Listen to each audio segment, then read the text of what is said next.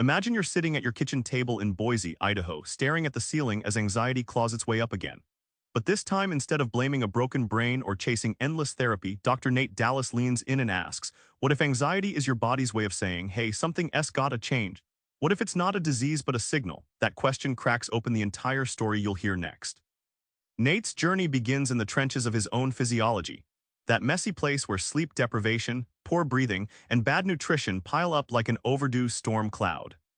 Nate recounts a bleak 6-week stretch living on 4 hours of sleep while juggling doctoral studies and a pharmacy job in Idaho. His anxiety peaked and his body simply stopped cooperating.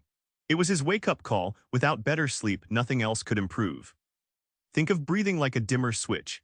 Nate explains that shallow, rushed breaths crank your sympathetic nervous system into overdrive, like revving a car stuck in traffic. But slowing your breath down deep into your belly flips the switch toward calm, lowering heart rate and anxiety in minutes.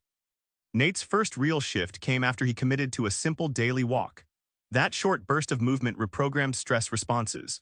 Suddenly, anxiety faded from relentless alarm to manageable background noise, mind and body syncing in a way he'd only dreamed of before. With his body rebooting, Nate dives into psychology, peeling back layers of mindset, unmet human needs, and deeply ingrained habits that run on autopilot like a bad radio station you can't turn off. Nate shares a moment in his Idaho apartment where he mapped out all the needs anxiety was shouting about: connection, safety, accomplishment. Accepting these needs as real and urgent shifted his perspective from self-criticism to curiosity and care. He uses a relatable analogy. Mental habits are like grooves worn in a vinyl record. Each time you replay anxiety or negative self-talk, the groove deepens. Changing the song means consciously choosing new thoughts and actions, scratch-free and fresh. Meditation became Nate's secret weapon, not a mystical practice but a practical mechanic for mental upkeep. Spending just 10 minutes daily, he learned to watch thoughts without getting dragged into the chaos, rewiring his brain like software updates clearing glitches.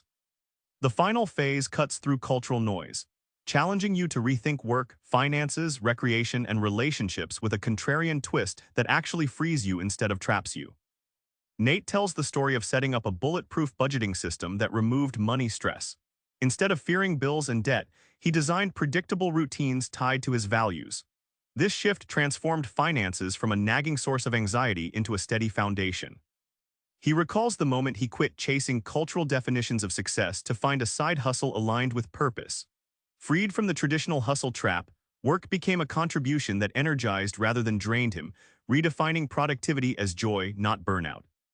Nate discovered that deep, nourishing friendships acted like emotional vitamins.